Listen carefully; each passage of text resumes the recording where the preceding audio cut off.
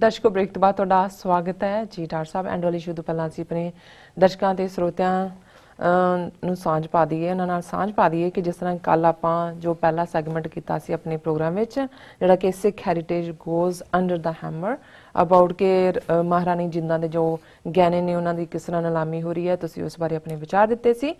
ਸੋ ਉਸ ਨੂੰ ਕਾਫੀ ਸਰਾਇਆ ਗਿਆ, ਕਾਫੀ ਪਸੰਦ ਕੀਤਾ ਗਿਆ ਸਾਡੇ ਦਰਸ਼ਕਾਂ ਵੱਲੋਂ। ਇਸ ਤੇ ਵਿਊਜ਼ ਆਏ ਨੇ 15.4 ਕੇ, ਸ਼ੇਅਰਸ ਨੇ 134, ਕਮੈਂਟਸ ਨੇ 51। ਅਸੀਂ ਸਾਰਿਆਂ ਦਾ ਬਹੁਤ-ਬਹੁਤ ਸ਼ੁਕਰੀਆ ਅਦਾ ਕਰਦੇ ਹਾਂ। ਇਸੇ ਤਰ੍ਹਾਂ ਸਾਡੇ ਕੋਲ ਪਹਿਲੇ ਸੈਗਮੈਂਟ ਤੇ ਫੇਸਬੁੱਕ ਮੈਸੇਜ ਆਏ ਨੇ ਸਾਡੇ ਕਾਫੀ ਵੀਰ ਭੈਣਾਂ ਦੇ, ਕਰੀਬ 35 ਦੇ ਕਰੀਬ ਸਾਡੇ ਕੋਲ ਮੈਸੇਜ ਨੇ। ਸਾਡੇ ਕੋਲ ਪਹਿਲਾ ਮੈਸੇਜ ਆਇਆ ਹੈ ਮਗਨਮਿੰਦਰ ਸਿੰਘ ਜੀ ਦਾ। ਇਹ ਲਿਖਦੇ ਨੇ, ਡਾਕਟਰ ਸਾਹਿਬ ਤੇ ਭੈਣ ਜੀ, ਵਾਹਿਗੁਰੂ ਜੀ ਕਾ ਖਾਲਸਾ ਵਾਹਿਗੁਰੂ ਜੀ ਕੀ ਫਤਿਹ। ਮਹਾਰਾਣੀ ਜਿੰਦ ਕੌਰ ਬਾਰੇ ਜਾਣਕਾਰੀ ਦੇਣ ਲਈ ਤੁਹਾਡਾ ਬਹੁਤ-ਬਹੁਤ ਧੰਨਵਾਦ। ਤੁਹਾਡਾ ਵੀ ਬਹੁਤ ਸ਼ੁਕਰੀਆ ਲਿਖਣ ਦੇ ਲਈ ਜੀ। ਨਾਵਿਦ ਅਹਿਮਦ ਦੇ ਉਹਨਾਂ ਦੇ 3 ਮੈਸੇਜ ਆਏ ਨੇ। ਇਹ ਲਿਖਦੇ ਨੇ, sir doctor Amarjit Singh ji, please take care yourself, I love doctor Amarjit Singh, I love TV 84। ਬਹੁਤ ਸ਼ੁਕਰੀਆ ਨਾਵਿਦ ਸਾਹਿਬ ਜੀ। ਇਹਨਾਂ ਲਿਖਿਆ ਹੈ ਤੁਹਾਡੇ ਵਰਗੇ ਪਿਆਰਿਆਂ ਦੇ ਦੀਆਂ ਦੁਆਵਾਂ ਦੇ ਨਾਲ ਹੀ ਤੁਰੇ ਫਿਰਦੇ। ਬਿਲਕੁਲ, no doubt. I want see ਖਾਲਸਾਨ ਬਿਊਟੀਫੁਲ, ਐਂਡ ਦੈਨ ਉਹਨੇ ਫਿਰ ਲਿਖਿਆ ਖਾਲਸਾਨ 2020 like so much. Usman Rashid ਵੀ ਲਿਖਦੇ ਨੇ, ਤੇਰੀ ਜਿੰਦ ਮੇਰੀ ਜਾਨ ਖਾਲਸਾਨ। ਜੀ ਡਾਕਟਰ ਸਾਹਿਬ, ਹੁਣ ਆਪਾਂ ਜੋ ਥਰਡ ਵਾਲਾ ਜਿਹੜਾ ਹੈਗਾ ਇਹ ਇਸ਼ੂ, ਉਸ ਬਾਰੇ ਤੁਹਾਡੇ ਵਿਚਾਰ ਜਾਣੇ ਚਾਹਾਂਗੇ। ਜੀ ਡਾਕਟਰ ਸਾਹਿਬ। ਦੇਖੋ, ਮੈਂ ਜਦੋਂ ਇਸ ਖਬਰ ਨੂੰ ਦੇਖਿਆ ਤਾਂ ਮੇਰੇ ਮਨ 'ਚ ਖਿਆਲ ਆਇਆ ਕਿ ਬਹੁਤ ਵਾਰ ਅਸੀਂ ਲਫ਼ਜ਼ ਕੀ ਇਸਤੇਮਾਲ ਕਰਦੇ ਹਾਂ, ਇਹ ਸ਼ਾਇਦ ਇੰਨੀ ਅਹਿਮੀਅਤ ਨਹੀਂ ਰੱਖਦਾ ਕਿ ਉਹਦੇ ਪਿੱਛੇ ਜੁੜੀ ਹੋਈ ਭਾਵਨਾ ਕੀ ਹੈ। ਜੀ। ਉਹੀ ਲਫ਼ਜ਼ ਕਿਸੇ ਨੇ ਬਹੁਤ ਸੋਹਣਾ ਬਣਾਇਆ ਹੋਏਗਾ ਚੰਗੀ ਭਾਵਨਾ ਦੇ ਨਾਲ, ਪਰ ਫਿਰ ਉਹੀ ਲਫ਼ਜ਼ ਕਿਸੇ ਦੇ ਲਈ ਇੱਕ ਨਾ ਪੱਖੀ ਸ਼ਨਾਖਤ ਵੀ ਬਣ ਜਾਂਦਾ ਹੈ। ਮੈਂ ਪਹਿਲਾਂ ਆਪਣੀ ਸਿੱਖਾਂ ਦੇ ਦਾਇਰਾਕਾਰ ਚੋਂ ਗੱਲ ਸ਼ੁਰੂ ਕਰਾਂ। ਜੀ। ਜਦੋਂ ਬ੍ਰਾਹਮਣ ਨੇ ਇਸ ਸੋਚ ਦੇ ਨਾਲ ਵਰਣ ਆਸ਼ਰਮ ਰੰਗ ਆਧਾਰਿਤ ਵੰਡ ਕੀਤੀ ਮਨੁੱਖਾਂ ਦੀ, ਔਰ 4 ਵਰਣ ਬਣਾਏ, ਬ੍ਰਾਹਮਣ, ਕਸ਼ਤਰੀ, ਵੈਸ਼, ਸ਼ੂਦਰ। ਸੋ ਜ਼ਾਹਰ ਹੈ ਕਿ ਬ੍ਰਾਹਮਣ ਸ਼ਬਦ ਉਹਨਾਂ ਨੇ ਸ਼ਬਦ ਚੋਣ ਕੀਤੀ ਬ੍ਰਹਮਾ ਤੋਂ, ਕਿ ਜਿਹੜਾ ਬ੍ਰਹਮਾ ਦੇ ਮੂੰਹ ਚੋਂ ਨਿਕਲਿਆ। ਜੀ। ਕਸ਼ਤਰੀਆ ਜਿਹੜਾ ਉਸ ਦੀਆਂ ਬਾਹਾਂ ਚੋਂ, ਛਾਤੀ ਚੋਂ ਨਿਕਲਿਆ। ਵੈਸ਼ ਜਿਹੜਾ ਉਸ ਦੇ ਢਿੱਡ ਚੋਂ ਨਿਕਲਿਆ ਬ੍ਰਹਮਾ ਦੇ, ਔਰ ਸ਼ੂਦਰ ਜਿਹੜਾ ਉਹਦੇ ਪੈਰਾਂ ਚੋਂ ਨਿਕਲਿਆ। ਸੋ ਪੈਰਾਂ ਨੂੰ ਕਿਉਂਕਿ ਨੀਵਾਂ ਮੰਨਿਆ ਜਾਂਦਾ ਹੈ, ਉਸ ਦੇ ਲਈ, ਇਸ ਲਈ ਉਹਨਾਂ ਦੇ ਲਈ ਸ਼ਬਦ ਵੀ ਸ਼ੂਦਰ, ਵੈਸੇ ਉਹਦਾ ਸੰਸਕ੍ਰਿਤ ਸ਼ਬਦ ਕਸ਼ੁਦਰ ਹੈ, ਔਰ ਕਸ਼ੁਦਰ ਜਿਹੜਾ ਸਮਾਲ ਨੂੰ ਕਹਿੰਦੇ ਨੇ। ਔਰ ਜਦੋਂ ਤੁਸੀਂ ਈਵਨ ਐਨਾਟਮੀ ਪੜ੍ਹਦੇ ਹੋ ਔਰ ਉਹਦੇ ਤੁਸੀਂ ਹਿੰਦੀ ਵਰਡ ਦੇਖੋ, ਸਮਾਲ ਇੰਟੈਸਟਾਈਨ ਔਰ ਲਾਰਜ ਇੰਟੈਸਟਾਈਨ ਲਈ ਵਰਡ ਜਿਹੜੇ ਨੇ ਹਿੰਦੀ ਦੇ ਹੋਣਗੇ ਛੋਟੀ ਕਸ਼ੁਦਰ, ਬੜੀ ਕਸ਼ੁਦਰ। ਨਹੀਂ, ਸੋ ਕਸ਼ੁਦਰ ਤੋਂ ਸ਼ੂਦਰ ਆਇਆ, ਜਿਹੜਾ ਹਿੰਦੀ ਦੇਵਨਾਗਰੀ ਚ ਸ਼ੂਦਰ, ਜਿਹੜਾ ਨੀਵਾਂ। ਹੁਣ ਜਦੋਂ ਜਿਹੜੇ ਰਿਫਾਰਮਰ ਸੀ ਉਹਨਾਂ ਨੇ ਉਹਦੇ ਚ ਤਬਦੀਲੀ ਕੀਤੀ, ਸ਼ਬਦ ਜਿਹੜੇ ਨੇ ਚੰਗੇ ਜੇ ਅਸੀਂ ਸਿੱਖੀ ਦੇ ਹਵਾਲੇ ਨਾਲ ਹੀ, ਜਿਹਦੇ ਚ ਜ਼ਾਤ ਪਾਤ ਨੂੰ ਗੁਰੂ ਸਾਹਿਬ ਨੇ ਫੱਕੜ ਜਾਤੀ ਫੱਕੜ ਨਾਉ ਕਹਿ ਕੇ ਉਸ ਨੂੰ ਦੁਰਕਾਰਿਆ, ਔਰ ਬਿਲਕੁਲ ਉਹਨਾਂ ਨੇ ਕਿਹਾ ਕਿ ਜਾਤ ਦਾ ਗਰਭ ਨਾ ਕੀਜੈ ਮੂੜਾ। ਇਸ ਕਿਸਮ ਦੀ ਤੁਕ ਹੈ ਕਿ ਉਹ ਮੂਰਖ ਜ਼ਾਤ ਦਾ ਹੰਕਾਰ ਨਾ ਕਰ। ਗੁਰੂ ਨਾਨਕ ਸਾਹਿਬ ਦੀ ਇਹ ਸਟੇਟਮੈਂਟ ਜਿਹੜੀ ਅਨਮੈਚਿੰਗ ਹੈ ਕਿਸੇ ਵੀ ਹੋਰ ਜਿਹੜਾ ਹੈ ਉਹ ਉਸ ਪਾਠ ਤੋਂ, ਕਿ ਨੀਚਾ ਅੰਦਰ ਨੀਚ ਜਾਤ, ਨੀਚੀ ਹੂੰ ਅਤ ਨੀਚ, ਨਾਨਕ ਤਿਨ ਕੈ ਸੰਗ ਸਾਥ, ਵੱਡਿਆ ਸਿਉ ਕਿਆ ਰੀਸ, ਜਿੱਥੇ ਨੀਚ ਸਮਾਲੀਆਂ ਤਿੱਥੇ ਨਦਰ ਤੇਰੀ ਬਖਸ਼ਿਸ਼। ਤੇ ਅਸੀਂ ਦੇਖਦੇ ਹਾਂ ਕਿ 10ਵੇਂ ਪਾਤਸ਼ਾਹ ਭਾਈ ਜੈਤਾ ਜੀ ਜਿਹੜੇ ਗੁਰੂ ਤੇਗ ਬਹਾਦਰ ਸਾਹਿਬ ਦਾ ਸੀਸ ਲੈ ਕੇ ਆਉਂਦੇ ਨੇ, ਉਹਨਾਂ ਨੂੰ ਰੰਗ ਰੇਟਾ ਗੁਰੂ ਕਾ ਬੇਟਾ ਕਹਿ ਕੇ ਵਡਿਆਉਂਦੇ ਨੇ। ਅੰਮ੍ਰਿਤ ਦੀ ਦਾਤ ਅਸੀਂ ਅਕਸਰ ਗੱਲ ਕਰਦੇ ਜੀ। ਹੁਣ ਇੱਕ ਸਟੇਜ ਐਸੀ ਵੀ ਸੀ ਕਿ ਈਵਨ ਜਿਹੜਾ ਅੱਜ ਵੀ ਜਿਹੜਾ ਇਹਨਾਂ ਦਾ ਬੁੱਢਾ ਦਲ ਨਿਹੰਗਾਂ ਦਾ ਆਪਣੇ ਆਪ ਨੂੰ ਕਹਿੰਦੇ ਨੇ, ਇਹ ਉਹਨਾਂ ਦੇ ਲਈ ਸ਼ਬਦ ਇਹਨਾਂ ਨੇ ਜਿਹੜੇ ਸ਼ੂਦਰ ਵਰਗ ਚੋਂ ਆਏ ਉਹਨਾਂ ਦੇ ਲਈ ਸ਼ਬਦ ਕੀਤਾ ਚੌਥਾ ਪੌੜ, ਚੌਥੇ ਪੌੜ ਵਾਲੇ। ਹੁਣ ਪੌੜੀ ਦੇ ਡੰਡੇ ਨੂੰ ਕਹਿੰਦੇ ਨੇ, ਕਿ ਜਿਹੜੇ ਹੁਣ ਉਹਨਾਂ ਨੇ ਸ਼ੂਦਰ ਸ਼ਬਦ ਨਹੀਂ ਕਿਹਾ ਜਾਂ ਹੋਰ ਕੋਈ, ਪਰ ਜਦੋਂ ਤੁਸੀਂ ਇਹ ਕਹਣ ਨੇ ਜੀ ਚੌਥੇ ਪੌੜ, ਸ਼ਨਾਖਤ ਹੋ ਗਈ, ਪਛਾਣ ਹੋ ਗਈ ਕਿ ਵੀ ਇਹ ਜਿਹੜੇ ਨੇ ਉੱਚੀ ਜ਼ਾਤ ਵਾਲੇ ਨਹੀਂ ਨੇ, ਨੀਵੀਂ ਜ਼ਾਤ ਵਾਲੇ ਨੇ। ਕਿਸੇ ਹੋਰ ਸਿਆਣੇ ਨੇ ਕਿਹਾ ਹੋਣਾ, ਉਹ ਕਮਲਿਓ ਇਹੀ ਨੇ ਜਿਹੜੇ ਸੱਚਮੁੱਚ ਦੇ ਮਜ਼ਹਬੀ ਨੇ, ਜਿਹੜੇ ਮਜ਼ਹਬ 'ਚ ਯਕੀਨ ਰੱਖਦੇ ਨੇ, ਜਿਹੜੇ ਟਰੂਲੀ ਧਰਮੀ ਨੇ। ਉਹਨਾਂ ਨੇ ਕਿਹਾ ਜੀ ਠੀਕ ਹੈ, ਉਹਨਾਂ ਦਾ ਨਾਂ ਰੱਖਤਾ ਮਜ਼੍ਹਬੀ। ਓ ਮਾਈ ਗॉड। ਹੁਣ ਅੱਜ ਜਦੋਂ ਅਸੀਂ ਕਿਸੇ ਨੂੰ ਮਜ਼੍ਹਬੀ ਕਹਿਣਾ ਹੋਏ ਤੇ ਕਹਿੰਦੇ ਤੇ ਉਹ ਜ਼ਾਹਰ ਹੁੰਦਾ ਹੈ ਕਿ ਵੀ ਅਸੀਂ ਚੌਥੇ ਪੌੜਵਾੜੇ ਦੀ ਗੱਲ ਕਰਦੇ। ਇਹ ਸਾਡੇ ਕਿਉਂਕਿ ਅਸੀਂ ਆਪਣੇ ਘਰ ਤੋਂ ਗੱਲ ਸ਼ੁਰੂ ਕਰੀਏ ਜੀ। ਹੁਣ ਇਸੇ ਤਰ੍ਹਾਂ ਸਦੀਆਂ ਤੋਂ ਜਾਂ 2-3 ਹਜ਼ਾਰ ਸਾਲ ਤੋਂ ਜਿਨ੍ਹਾਂ ਨੂੰ ਸ਼ੂਦਰ ਬਣਾ ਕੇ ਮੁੱਢਲੇ ਮਨੁੱਖੀ ਹੱਕਾਂ ਤੋਂ ਵਿਹੂਣਾ ਕੀਤਾ ਗਿਆ। ਗਾਂਧੀ ਇੱਕ ਫਰੋਡੀਆ ਜਿਹਨੇ ਸ਼ਬਦ ਕੱਢਿਆ ਹਰੀਜਨ। ਹਾਲਾਂ ਜਦੋਂ ਮੈਂ ਇਹ ਦੇਖਦਾ ਇਹਦੀ ਕਨੋਟੇਸ਼ਨ ਮੈਂ ਕਨਫਰਮ ਤਾਂ ਨਹੀਂ ਹੈ ਪਰ ਮੈਂ ਕਿਤੇ ਪੜ੍ਹਿਆ ਕਿ ਡਾਕਟਰ ਅੰਬੇਦਕਰ ਨੇ ਇਸ ਨੂੰ ਨਕਾਰਿਆ ਸੀ ਕਿਉਂਕਿ ਹਰੀਜਨ ਦਾ ਅਸਲ 'ਚ ਮਤਲਬ ਗੁਜਰਾਤੀ ਦੇ ਵਿੱਚ ਇਹ ਹੈ ਜਿਹੜੀਆਂ ਬੱਚੀਆਂ ਛੋਟੀਆਂ ਮੰਦਰਾਂ ਦੇ ਵਿੱਚ ਚਾੜ ਦਿੰਦੇ ਸੀ ਉਹ ਔਰ ਪੁਜਾਰੀਆਂ ਦੇ ਨਾਲ ਗੈਰ ਇਖਲਾਕੀ ਸਬੰਧਾਂ 'ਚੋਂ ਜਿਹੜੀ ਔਲਾਦ ਜੰਮਦੀ ਸੀ ਉਹਨਾਂ ਦੀ ਉਹਨੂੰ ਹਰੀਜਨ ਕਹਿੰਦੇ ਸੀ ਕਿਉਂਕਿ ਜੀ ਉਹ ਦੇਵਤੇ ਨੂੰ ਚਾੜੀਆਂ ਹੋਈਆਂ ਤੇ ਉਹ ਦੇਵਤੇ ਦੀ ਔਲਾਦ ਹੈ। ਔਰ ਇਸ ਲਈ ਜਿਹੜਾ ਸ਼ਬਦ ਹੈ ਉਹਨੂੰ ਜਿਹੜਾ ਦਲਿਤ ਸ਼ਬਦ over A period of time ਆਇਆ ਜਿਹਦਾ ਮਤਲਬ ਸੀ ਦਲਿਆ ਹੋਇਆ ਜਿਹੜਾ ਓਪਰੈਸਡ ਹੈ। ਇਹ ਕੋਈ ਬ੍ਰਾਹਮਣ ਦੀ ਦਿੱਤੀ ਜ਼ਾਤ ਨਹੀਂ ਸੀ। ਅੱਜ ਬੇਸ਼ੱਕ ਜਿਹੜੀ ਨਵੀਂ ਮੂਵਮੈਂਟ ਹੈ ਇਸ ਦਲਿਆ ਹੋਇਆਂ ਚ ਉਹ ਆਪਣੇ ਆਪ ਨੂੰ ਮੂਲ ਨਿਵਾਸੀ ਕਹਿਣਾ ਜ਼ਿਆਦਾ ਠੀਕ ਸਮਝਦੇ ਨੇ ਲੇਕਿਨ ਕਿਸੇ ਹਾਲਤ ਚ ਵੀ ਕਨਸਟੀਟਿਊਸ਼ਨਲੀ ਕਿਉਂਕਿ ਜਦੋਂ ਉਹਨਾਂ ਨੂੰ ਆਇਡੈਂਟੀਫਾਈ ਕਰਨਾ ਸੀ ਕਾਸਟ ਸ਼ਬਦ ਛੱਡ ਨਹੀਂ ਸੀ ਸਕਦੇ ਉਹਦੇ ਲਈ ਟਰਮ ਕੱਢੀ ਗਈ ਸ਼ਡਿਊਲ ਕਾਸਟ। ਜੀ ਇੱਥੇ ਸ਼ਡਿਊਲ ਨਹੀਂ ਕਹਿੰਦੇ ਸ਼ਡਿਊਲ ਲਈ ਸਕੇਜੂਅਲ ਕਹਿੰਦੇ ਨੇ ਸਪੈਲਿੰਗ ਹੋਈ ਹੁੰਦੀ ਹੈ ਕਿ ਸ਼ਡਿਊਲ ਕਾਸਟ ਤੇ ਜਿਹੜੇ ਕਬੀਲੇ ਸੀ ਵਿਚਾਰੇ ਨਕਾਰੇ ਹੋਏ ਉਹਨਾਂ ਨੂੰ ਬਣਾਤਾ ਸ਼ਡਿਊਲ ਟ੍ਰਾਈਬ। ਜੀ ਹੁਣ ਜਿਹੜੇ ਲੋਕ ਦਲੇ ਹੋਏ ਨੇ ਓਪਰੈਸਡ ਨੇ ਉਹ ਆਪਣੇ ਲਈ ਜੋ ਸ਼ਬਦ ਇਸਤੇਮਾਲ ਕਰਦੇ ਨੇ ਰਾਜ ਭਾਰਤ ਦੇ ਵਿੱਚ ਜਦੋਂ ਦਲਿਤ ਰੈਵੋਲੂਸ਼ਨ ਦੀ ਗੱਲ ਹੁੰਦੀ ਹੈ ਔਰ ਜਿਨ੍ਹਾਂ ਨੇ ਬੜੇ ਅਸਰਦਾਰ ਤਰੀਕੇ ਨਾਲ ਬ੍ਰਾਹਮਣਵਾਦ ਨੂੰ ਚੈਲੰਜ ਕੀਤਾ ਹੋਇਆ ਹੈ।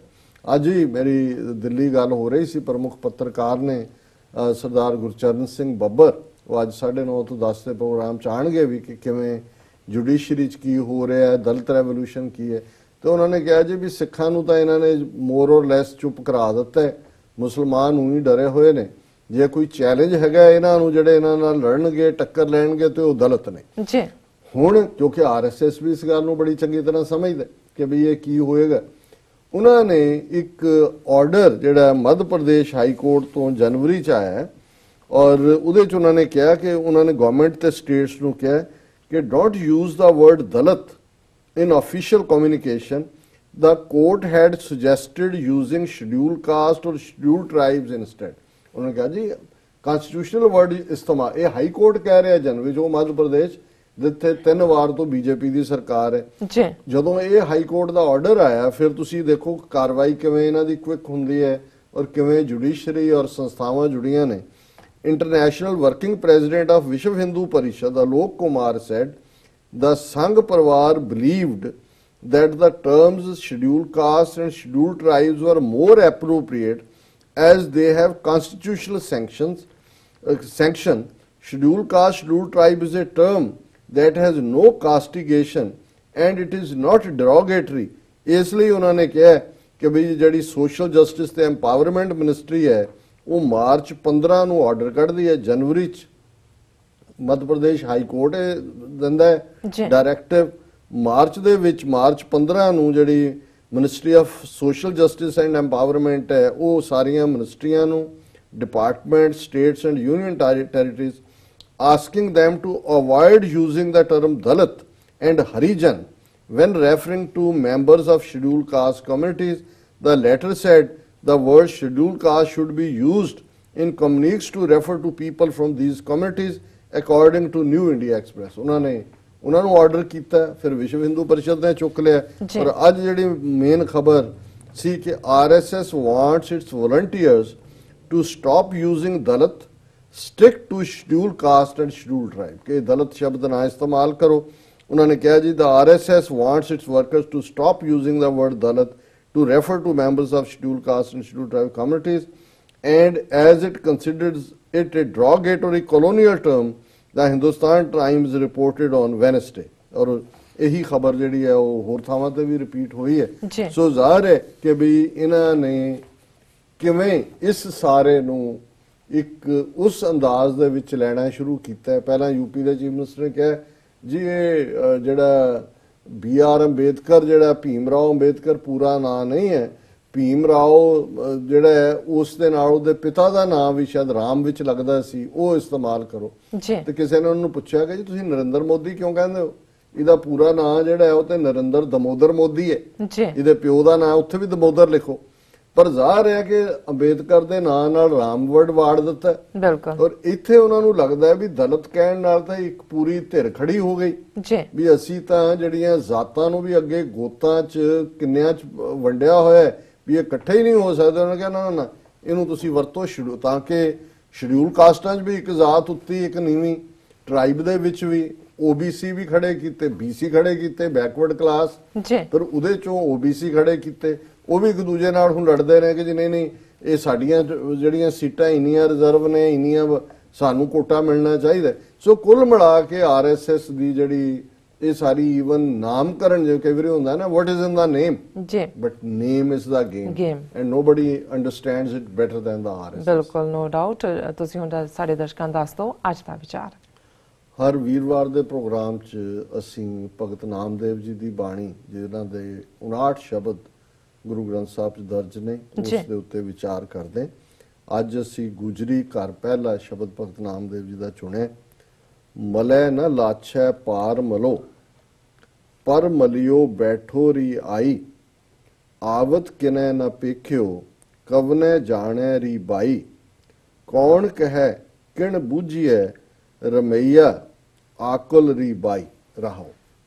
ਭਗਤ ਨਾਮਦੇਵ ਜੀ ਮਹਾਰਾਸ਼ਟਰ ਨਾਲ ਸੰਬੰਧਿਤ ਸਨ, ਮਰਾਠੇ ਸਨ ਜੀ, ਔਰ ਉਹਨਾਂ ਦੇ ਸ਼ਬਦਾਂ 'ਚ ਬਹੁਤ ਸਾਰੇ ਲਫ਼ਜ਼ ਮਰਾਠੀ ਜ਼ਬਾਨ ਦੇ ਨੇ। ਜਦੋਂ ਤੁਸੀਂ 59 ਸ਼ਬਦ ਸਾਰੇ ਪੜ੍ਹਦੇ ਹੋ ਤੇ ਦੋ ਲਫ਼ਜ਼ ਬਹੁਤ ਇਸਤੇਮਾਲ ਭਗਤ ਨਾਮਦੇਵ ਜੀ ਨੇ ਕੀਤੇ ਨੇ। ਇੱਕ ਬਾਈ, ਬਾਈ ਮਰਾਠੀ 'ਚ ਭੈਣ ਨੂੰ ਕਹਿੰਦੇ ਨੇ, ਤੇ ਇੱਕ ਬੀਠਲ। ਹੁਣ ਹਾਲਾਂ ਬੀਠਲ ਨੂੰ ਕਈਆਂ ਨੇ ਵਿਸ਼ਨੂੰ ਜਿਹੜਾ ਇੱਟ ਤੇ ਬੈਠਾ ਹੈ ਔਰ ਦੂਜਾ, ਲੇਕਿਨ ਬੀਠਲ ਸੰਸਕ੍ਰਿਤ ਦਾ ਸ਼ਬਦ ਵੀ ਸਥਲ ਤੋਂ ਆਇਆ ਹੈ। ਵੀ ਸਥਲ ਹੈ ਮਾਇਆ ਤੋਂ ਨਿਰਲੇਪ, ਰੱਬ ਦੇ ਲਈ ਇਹ ਸ਼ਬਦ ਹੈ। ਉਹ ਰੱਬ ਜਿਹੜਾ ਮਾਇਆ ਤੋਂ ਨਿਰਲੇਪ ਹੈ ਔਰ ਇਹਦੇ 'ਚ ਵੀ ਇਹ ਦੋਨੋਂ ਹੀ ਸ਼ਬਦ ਇਸਤੇਮਾਲ ਹੋਏ। ਰਹਾਉ ਦੀ ਤੁਕ ਹੈ, ਕੌਣ ਕਹਿ ਕਿਣ ਬੂਝੀਐ, ਰਮਈਆ ਆਕੁਲ ਰੀ ਬਾਈ। ਰਮਈਆ ਸੋਹਣਾ ਰਾਮ, ਰਾਮ ਹੈ ਰਮਿਆ ਹੋਇਆ, ਦਸ਼ਰਥ ਦਾ ਬੇਟਾ ਨਹੀਂ, ਰਮਈਆ ਸੋਹਣਾ ਜੀ।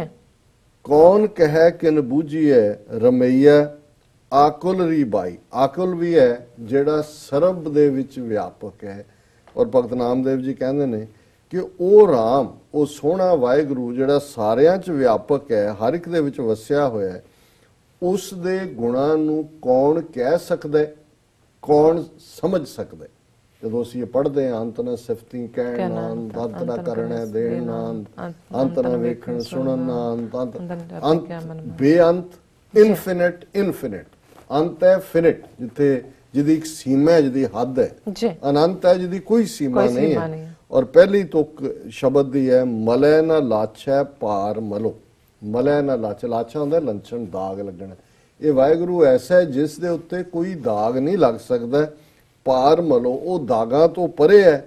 ਪਰ ਮਲਿਓ ਬੈਠੋ ਰਿਆਈ। ਪਰਮਲ ਸੰਸਕ੍ਰਿਤ ਦਾ ਸ਼ਬਦ ਹੈ, ਹਿੰਦੀ 'ਚ ਆਇਆ, ਅਸੀਂ ਵੀ ਜਿਹਦਾ ਮਤਲਬ ਹੈ ਖੁਸ਼ਬੂ ਜੀ। ਜੇ ਕਦੇ ਚੌਲ ਲੈਣ ਜਾਓ ਤੇ ਇੱਕ ਚੌਲਾਂ ਦੀ ਬ੍ਰਾਂਡ ਹੈ ਪਰਮਲ, ਬਨਸਪਤੀ, ਬਾਸਪਤੀ ਕਹਿੰਦੇ ਨੇ, ਪਰ ਉਹਦਾ ਨਾਂ ਹੀ ਪਰਮਲ ਹੈ। ਪਰਮਲ ਇਸ ਲਈ ਹੈ ਕਿ ਜਦੋਂ ਤੁਸੀਂ ਉਸ ਬਾਸਪਤੀ ਨੂੰ ਕੁੱਕ ਕਰਦੇ ਹੋ ਤੇ ਈਵਨ ਗਲੀ ਦੇ ਪਰਲੇ ਮੋੜ ਦੇ ਉੱਤੇ ਵੀ ਖੁਸ਼ਬੂ ਆਉਂਦੀ ਹੈ। ਔਰ ਖਾਸ ਤੌਰ ਤੇ ਕਸ਼ਮੀਰ ਦੇ ਵਿੱਚ ਬਹੁਤ ਚੰਗੀ ਇਹ ਵੈਰਾਈਟੀ ਹੁੰਦੀ ਹੈ। ਉਹ ਬਾਕੀ ਭਾਰਤ ਦੀ ਮਾਰਕੀਟ 'ਚ ਨਹੀਂ ਹੁੰਦੀ, ਉਹ ਐਕਸਪੋਰਟ 'ਚ ਜਾਂਦੀ ਹੈ।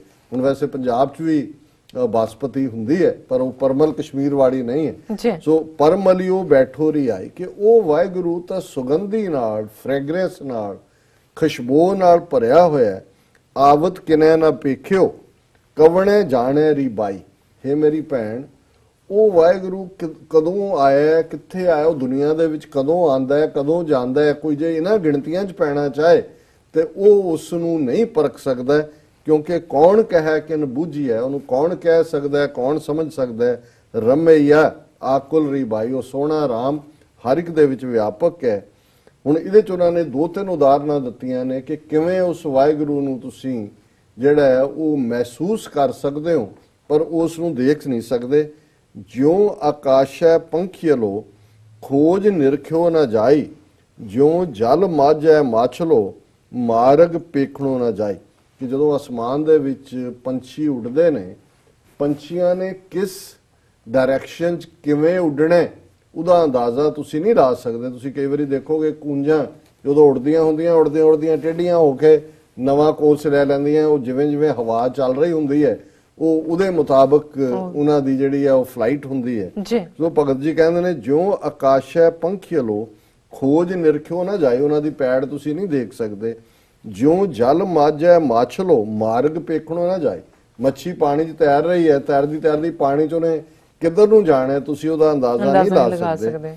ਜਿਉਂ ਆਕਾਸ਼ੈ ਘੜੂ ਲੋ ਮ੍ਰਿਗ ਤ੍ਰਿਸ਼ਨਾ ਭਰਿਆ, ਆਕਾਸ਼ ਹੁੰਦਾ ਖੁੱਲਾ ਸਪੇਸ, ਮੈਦਾਨ ਜੀ। ਹੁਣ ਇੱਕ ਫਿਨੋਮੀਨਾ ਜਿਹੜਾ ਅਕਸਰ ਰੇਗਿਸਤਾਨ ਜਾਂ ਡੈਜ਼ਰਟ ਜਾਂ ਮਾਰੂਥਲ ਨਾਲ ਹੈ, ਰੇਤਾ ਹੁੰਦਾ ਚਾਰ ਚਫੇਰੇ, ਮ੍ਰਿਗ ਹਿਰਨ ਨੂੰ ਕਹਿੰਦੇ ਨੇ। ਹਿਰਨ ਜਦੋਂ ਦੌੜਦਾ ਤੇ ਬਹੁਤ ਦੂਰ ਜਦੋਂ ਸੂਰਜ ਦੀਆਂ ਕਿਰਨਾਂ ਉਸ ਰੇਤੇ ਤੇ ਪੈਂਦੀਆਂ ਨੇ ਤਾਂ ਉਹਨੂੰ ਲੱਗਦਾ ਹੈ ਕਿ ਪਾਣੀ ਦਾ ਬੜਾ ਵੱਡਾ ਛੱਪੜ ਹੈ, ਸਰੋਵਰ ਹੈ, ਔਰ ਉਹ ਤੇਜ਼ੀ ਨਾਲ ਭੱਜਦਾ। ਉੱਥੇ ਪਹੁੰਚਦਾ ਤਾਂ ਕੁਝ ਨਹੀਂ ਹੁੰਦਾ, ਰੇਤਾ ਹੁੰਦਾ, ਪਰ ਫਿਰ ਅੱਗੇ ਦੇਖਦਾ ਉਹਨੂੰ ਉਵੇਂ ਹੀ ਨਜ਼ਰ ਆਉਂਦਾ ਹੈ। ਇੱਕ ਫਿਨੋਮੇਨਾ ਹੈ ਜਿਹਨੂੰ ਫਿਜ਼ਿਕਸ 'ਚ ਮਿਰਾਜ ਕਹਿੰਦੇ ਨੇ, ਔਰ ਇੱਥੇ ਮ੍ਰਿਗ ਤ੍ਰਿਸ਼ਨਾ, ਮ੍ਰਿਗ ਹਿਰਨ ਨੂੰ ਕਹਿੰਦੇ ਨੇ। ਉਹ ਵਿਚਾਰਾ ਪਿਆਸਾ ਹੀ ਦੌੜ ਕੇ ਮਰ ਜਾਂਦਾ ਹੈ। ਔਰ ਇਸ ਮ੍ਰਿਗ ਤ੍ਰਿਸ਼ਨਾ ਸ਼ਬਦ ਨੂੰ ਗੁਰਬਾਣੀ 'ਚ ਬਹੁਤ ਸਾਰੀਆਂ ਥਾਵਾਂ ਤੇ ਸੰਸਾਰ ਨੂੰ ਡਿਸਕ੍ਰਾਈਬ ਕਰਨ ਲਈ ਵਰਤਿਆ ਕਿ ਵੀ ਅਸੀਂ ਆਸਾਂ ਦੇ ਵਿੱਚ ਅਸੀਂ ਬੱਚਿਆਂ ਨੂੰ ਵੱਡੇ ਕਰਦੇ ਹਾਂ, ਹੋਪ ਕਰਦੇ ਹਾਂ ਬੁਢਾਪੇ ਸਾਡਾ ਸਹਾਰਾ ਬਣਨਗੇ, ਫਿਰ ਆਲ ਆਫ ਅ ਸਡਨ ਲੱਗਦਾ ਇਹ ਵੀ ਮ੍ਰਿਗ ਤ੍ਰਿਸ਼ਨਾ ਹੈ ਕਿ ਜਦੋਂ ਤੁਸੀਂ ਇੱਕ ਹੈ ਤੁਸੀਂ ਫਰਜ਼ ਅਦਾ ਕਰ, ਇੱਕ ਹੈ ਤੁਸੀਂ ਹੋਪ ਪਿੰਨ ਕਰ ਰਹੇ ਹੋ ਕਿ ਤੁਹਾਨੂੰ ਇਨ ਰਿਟਰਨ ਕੁਝ ਮਿਲੇਗਾ। ਔਰ ਇਸ ਨੂੰ ਹੀ ਗੁਰੂ ਸਾਹਿਬ ਨੇ, ਗੁਰੂ ਤੇਗ ਬਹਾਦਰ ਸਾਹਿਬ ਨੇ ਫਰਮਾਇਆ ਕਿ ਮ੍ਰਿਗ ਤ੍ਰਿਸ਼ਨਾ ਜਿਉਂ ਇਹ ਜਗ ਜਾਨੂ, ਜਿਵੇਂ ਉਹ ਹਿਰਨ ਜਿਹੜਾ ਹੈ ਡੈਜ਼ਰਟ ਦੇ ਵਿੱਚ ਦੌੜ ਕੇ ਮਰ ਜਾਂਦਾ, ਤੇ ਭਗਤ ਜੀ ਨੇ ਜਿਉਂ ਆਕਾਸ਼ੈ ਘੜੂ ਵੱਲੋਂ ਜਿਵੇਂ ਮੈਦਾਨ ਦੇ ਵਿੱਚ ਘੜਾ ਪਿਆ ਹੁੰਦਾ ਮ੍ਰਿਗ ਤ੍ਰਿਸ਼ਨਾ ਭਰਿਆ, ਤੇ ਉਹਦੇ ਨਾਲ ਮ੍ਰਿਗ ਤ੍ਰਿਸ਼ਨਾ ਵਾਲੀ ਜਿਹੜੀ ਆ ਹਾਲਤ ਸਾਡੀ ਵਾਪਰਦੀ ਹੈ। ਨਾਮੇ 'ਚ ਸੁਆਮੀ ਬੀਠ ਲਓ ਜਿਨ ਤੀਨੈ ਜਰਿਆ, ਉਹਨਾਂ ਨੇ ਕਿਹਾ, ਭਗਤ ਨਾਮਦੇਵ ਜੀ ਕਹਿੰਦੇ ਨੇ ਕਿ ਮੇਰਾ ਸੁਆਮੀ, ਮੇਰਾ ਮਾਲਕ ਜਿਹੜਾ ਮਾਇਆ ਤੋਂ ਨਿਰਲੇਪ ਹੈ, ਉਹ ਸੁਆਮੀ ਜਿਨ ਤੀਨੈ ਜਰਿਆ, ਜਿਨੇ ਮੇਰੇ ਤਿੰਨੋਂ ਹੀ ਤਾਪ ਸਾੜ ਦਿੱਤੇ ਨੇ, ਮੇਰੇ ਅੰਦਰਲੀਆਂ ਤਿੰਨੋਂ ਹੀ ਜਿਹੜੀਆਂ ਲਾਲਸ਼ਾਵਾਂ ਨੇ, ਜਿਹਨੂੰ ਅਸੀਂ ਬਾਣੀ 'ਚ ਕਹਿੰਦੇ ਤੀਨੇ ਤਾਪ ਨਿਵਾਰਨ ਹਾਰਾ, ਦੁੱਖ ਹੰਤਾ, ਹੰਤਾ ਸ਼ਿਕਾਰੀ ਨੂੰ ਕਹਿੰਦੇ ਨੇ, ਦੁੱਖ ਨੂੰ ਖਤਮ, ਦੁੱਖ ਹੰਤਾ ਸੁਖ ਰਾਸ, ਤਾਂ ਕੋ ਬਿਗਨ ਨ ਕਉ ਲਾਗੇ, ਜਾਂ ਕੀ ਪ੍ਰਭ ਆਗੇ ਅਰਦਾਸ। ਜੀ ਡਾਕਟਰ ਸਾਹਿਬ ਤੁਹਾਡਾ ਬਹੁਤ ਬਹੁਤ ਸ਼ੁਕਰੀਆ, ਤੁਸੀਂ ਅੱਜ ਦੇ ਅਹਿਮ ਇਸ਼ੂ ਤੇ ਅੱਜ ਦਾ ਵਿਚਾਰ ਸਾਡੇ ਦਰਸ਼ਕਾਂ ਨਾਲ ਸਾਂਝਾ ਕੀਤਾ। ਇਸ ਤੇ ਆਪਣੇ ਲੈਣੇ ਆਪਣੇ ਵਿਊਅਰਸ ਕੋਲ ਇਜਾਜ਼ਤ। ਵਿਊਅਰਸ ਤੁਹਾਡਾ ਬਹੁਤ ਬਹੁਤ ਸ਼ੁਕਰੀਆ, ਤੁਸੀਂ ਆਪਣੇ ਕੀਮਤੀ ਸਮੇਂ ਵਿੱਚ ਸਮਾਂ ਕੱਢ ਕੇ ਸਾਨੂੰ ਆਪਣੇ ਰਾਏ ਤੇ ਸੁਝਾਅ ਭੇਜੇ ਨਹੀਂ ਤਾਂ ਭੇਜਦੇ ਰਹਿਣਾ ਸਾਡੇ ਇਸ ਪਤੇ ਤੇ sos@tvd4.tv ਤੇ। ਅਸੀਂ ਆਪਣਾ ਪ੍ਰੋਗਰਾਮ ਲੈ ਕੇ ਫਿਰ ਦੁਬਾਰਾ ਹਾਜ਼ਰ ਹੋਵਾਂਗੇ। ਤਦ ਤੱਕ ਲਈ ਮੈਨੂੰ ਤੇ ਮੇਰਾ ਆਗਿਆ ਦਿਓ। ਦੇਖਦੇ ਰਹੋ TVRE4, ਬੁਲਾ ਦਿਓ ਫਤਿਹ। ਵਾਹਿਗੁਰੂ ਜੀ ਕਾ ਖਾਲਸਾ, ਵਾਹਿਗੁਰੂ ਜੀ ਕੀ ਫਤਿਹ।